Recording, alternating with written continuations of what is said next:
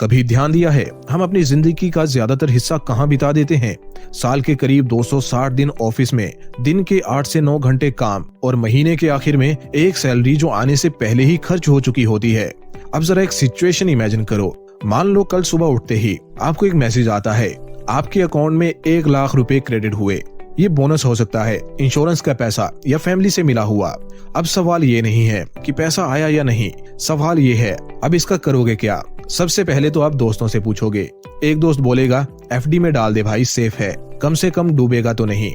दूसरा बोलेगा अरे पागल है क्या, स्टॉक मार्केट में डाल, अभी डाल पैसा डबल होगा। तीसरा दोस्त बोलेगा यार अभी क्लियर नहीं है, थोड़ा सोचते हैं। और यहीं से शुरू होता है असली कंफ्यूजन, क्योंकि सच्चाई ये है पैसा कमाने वाले बहुत हैं लेकिन पैसा बढ़ाने वाले बहुत कम।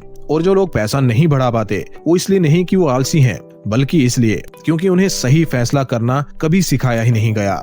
आज की वीडियो उन्हीं लोगों के लिए है जो पैसा सिर्फ कमाना नहीं, समझदारी से बढ़ाना चाहते हैं। आज हम कोई भारी भरकम फाइनेंस की थ्योरी नहीं पढ़ेंगे। आज हम आसान भाषा में समझेंगे लमसम क्या होता है, नॉर्मल एसआईपी कैसे काम करती है, मॉडिफाइड एसआईपी या स्मार्ट एसआईपी क्या है, और सबसे जरूरी कौन सा तरीका आपके लिए सही है। लेकिन किताबों की भाषा में नहीं, एक रियल लाइफ कहानी के जरिए।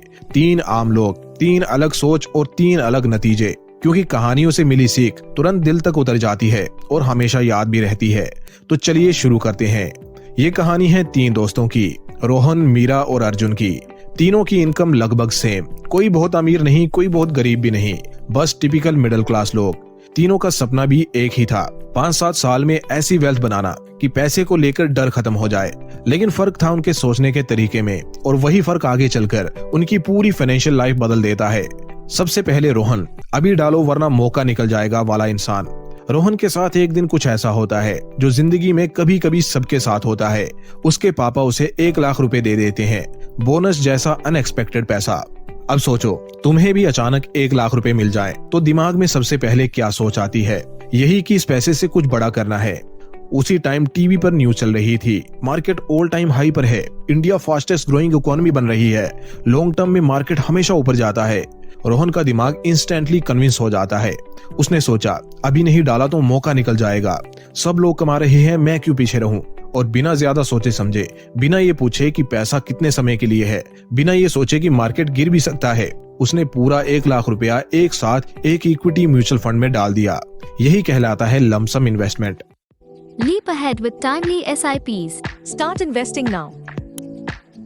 Mutual fund investments are subject to market risks. Read all the scheme-related documents. शुरुआत में सब कुछ परफेक्ट लगता है। पहले कुछ महीने रोहन बहुत खुश था, पोर्टफोलियो ऊपर जा रहा था। 6 महीने में 12% का प्रॉफिट, 1 लाख रुपए बन गए 1.25 लाख रुपए। अब कॉन्फिडेंस आ गया। रोहन दोस्तों को लेक्चर देने लगा, यार मार्केट में पैसा बनाना तो इजी है, बस सही टाइम पर एंट्री चाहिए। अंदर ही अंदर वो सोचने लगा काश और पैसा डाला होता, लेकिन मार्केट को आपका कॉन्फिडेंस पसंद नहीं आता। फिर अचानक क्रैश हुआ। कुछ महीनों बाद न्यूज बदल गई, ग्लोबल टेंशंस, इंटरेस्ट रेट्स बढ़ने लगे, फॉरेन इन्वेस्टर्स पैसा निकालने लगे, मार्केट धीरे धीरे गिरने लगा। 10%, 15% और फिर लगभग 20% तक गिरावट आ गई।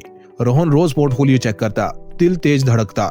1 लाख रुपए का इन्वेस्टमेंट 90,000 रह गया, फिर 85,000 और एक दिन देखा तो 82,000 ही रह गया। अब लॉजिक नहीं, इमोशन काम कर रहा था। डर, पैनिक, नींद खराब। उसके दिमाग में सिर्फ एक ही बात, और नीचे गया तो क्या करूंगा। और उसी डर में रोहन ने वो कर दिया जो ज्यादातर लोग करते हैं, लॉस में विड्रॉल। दोस्तों यहाँ एक सबसे दर्दनाक सच्चाई है। सच्चाई ये है रोहन का फैसला गलत नहीं था, गलत था उसका पेशेंस। अगर रोहन ने वही पैसा बस 5 साल तक अनटच छोड़ा होता तो मार्केट की हिस्टोरिकल एवरेज रिटर्न लगभग 11 से 12% एनुअली के हिसाब से 1 लाख रुपए आज करीब 1,75,000 से 1,80,000 रुपए बन चुके होते। मार्केट गिरा था लेकिन वो टेम्परेरी था। रोहन का लॉस परमानेंट हो गया क्योंकि उसने बीच में ही हार मान ली।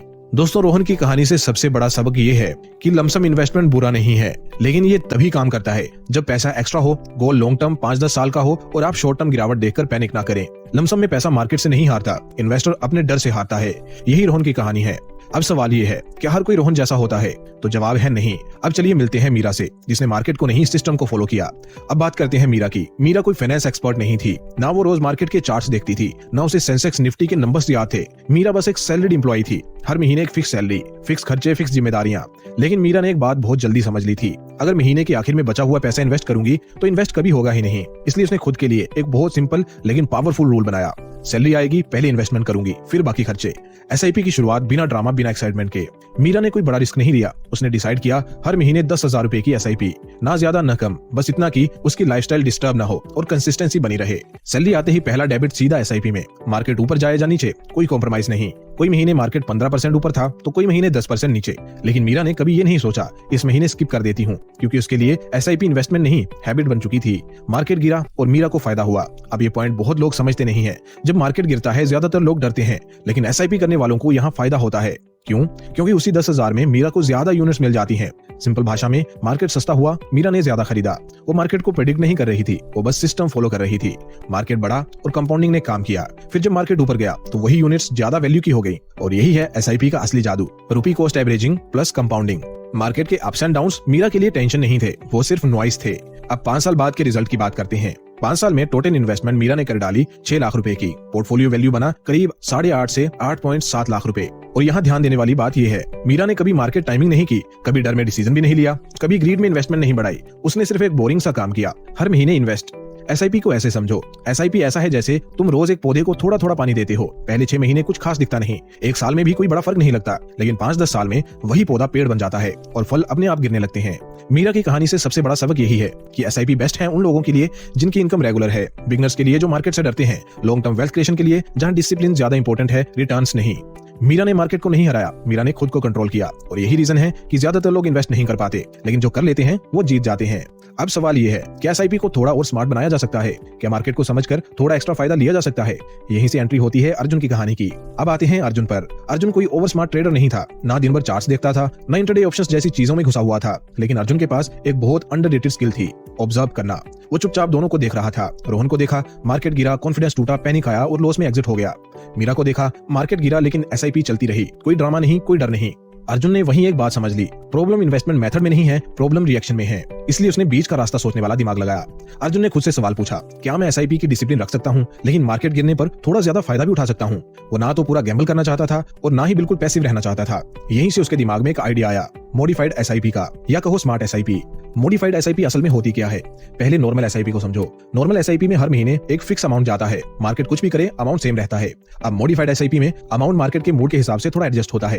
अर्जुन ने अपने लिए सिंपल रूल्स बनाए। मार्केट बहुत गिरा हुआ लगे तो 15,000 रुपए एसआईपी, मार्केट बहुत ऊपर चला गया हो तो 5,000 रुपए एसआईपी, और नॉर्मल सिचुएशन में एसआईपी 10,000 रुपए। बस इसके सिवा कुछ नहीं, कोई रॉकेट साइंस नहीं, कोई डेली ट्रेडिंग नहीं, कोई एग्जैक्ट बॉटम टॉप पकड़ने की कोशिश नहीं, सिर्फ लॉजिकल एडजस्टमेंट। ये गैम्बलिंग नहीं है। यहाँ एक चीज बहुत क्लियर समझ लो, अर्जुन ये नहीं सोचता था आज मार्केट गिरेगा या बढ़ेगा, वो सिर्फ ये देखता था मार्केट चीप लग रहा है या एक्सपेंसिव, और उसी हिसाब से अपनी एसआईपी को थोड़ा सा एडजस्ट करता था। अब 5 साल बाद का फर्क देखो। जब तीनों मिले, अर्जुन का टोटल इन्वेस्टमेंट था करीब 6.3 लाख रुपए, लेकिन पोर्टफोलियो वैल्यू थी करीब 9.2 से 9.4 लाख रुपए, यानी मीरा से लगभग 70 से 80 हजार रुपए ज्यादा। और ये एक्स्ट्रा पैसा किसी जैकपॉट से नहीं आया था, ये आया था मार्केट गिरने पर थोड़ा एक्स्ट्रा इन्वेस्टमेंट करने से। लेकिन दोस्तों यहाँ एक बहुत जरूरी वार्निंग है, मॉडिफाइड एसआईपी हर किसी के लिए नहीं है। अगर आप हर गिरावट में डर जाते हो, या हर तेजी में ग्रीडी हो जाते हो, या मार्केट थोड़ा सा भी गिरते ही सब कुछ निकाल लेने का मन करता है, तो ये स्ट्रेटजी आपको नुकसान पहुंचा सकती है, क्योंकि यहाँ डिसीजन आपको खुद लेने होते हैं। अब अर्जुन की कहानी से सबसे बड़ा सबक भी जान लो। मॉडिफाइड एसआईपी बेस्ट है इंटरमीडिएट इन्वेस्टर्स के लिए, जो मार्केट साइकिल्स बेसिक लेवल पर समझते हैं, जो एसआईपी डिसिप्लिन को मेंटेन कर सकते हैं और इमोशंस पर कंट्रोल रख सकते हैं। अर्जुन ने मार्केट को प्रेडिक्ट नहीं किया, उसने सिर्फ मार्केट के बिहेवियर के हिसाब से खुद को एडजस्ट किया, और कभी कभी इन्वेस्टिंग में यही स्मार्ट तरीका होता है। अब तीनों की कहानी यहाँ पूरी हो चुकी है। अब यहाँ आता है असली सवाल, इन तीनों में से आपके लिए सबसे सही रास्ता कौन सा है? लोगों के दिमाग में अक्सर कंफ्यूजन रहती है कि इन तीनों में से बेस्ट ऑप्शन उनके लिए कौन सा है। सच बताऊं तो कोई भी ऐसा तरीका नहीं है जो हर इंसान के लिए परफेक्ट हो। सही ऑप्शन पूरी तरह आपकी सिचुएशन पर डिपेंड करता है। अगर आपके पास एक बार में बड़ा पैसा है और गोल 5 से 10 साल का है तो लमसम आपके लिए ठीक है। अगर आप हर महीने सैलरी कमाते हो और धीरे धीरे सेफ तरीके से वेल्थ बनाना चाहते हो तो नॉर्मल एसआईपी बेस्ट है। और अगर आप मार्केट को थोड़ा समझते हो, गिरावट देखकर घबराते नहीं और थोड़ा एक्टिव रह सकते हो, तो मॉडिफाइड एसआईपी एक स्मार्ट ऑप्शन हो सकता है। कोई तरीका छोटा या बड़ा नहीं है, गलत बस वही तरीका है जो आप शुरू ही नहीं करो। अब सबसे बड़ी सच्चाई सुनो, इन्वेस्टमेंट में मेथड उतना इंपॉर्टेंट नहीं है जितनी की कंसिस्टेंसी। गलत तरीका भी अगर 10 साल लगातार किया जाए तो पैसा बना देता है, लेकिन सबसे परफेक्ट स्ट्रेटेजी भी अगर बीच में छोड़ जाए तो रिजल्ट 0 आता है। वेल्थ कभी ओवरनाइट नहीं बनती, वेल्थ बनती है छोटे छोटे बोरिंग फैसलों से जो आप सालों तक रिपीट करते हो। अब आपकी बारी है। अब मुझे बताओ, आप किस टाइप के इन्वेस्टर हो? रोहन जैसे लमसम इन्वेस्टर, मीरा जैसे डिसिप्लिन्ड एसआईपी, या अर्जुन जैसे स्मार्ट एसआईपी इन्वेस्टर? कमेंट में जरूर बताना। अगर वीडियो से थोड़ी भी क्लैरिटी मिली हो तो लाइक भी कर देना, शेयर भी कर दो अपने दोस्तों के साथ और सब्सक्राइब भी कर दो, क्योंकि यहाँ हम सिर्फ पैसा कमाने की नहीं, समझदारी से बढ़ाने की भी बात करते हैं।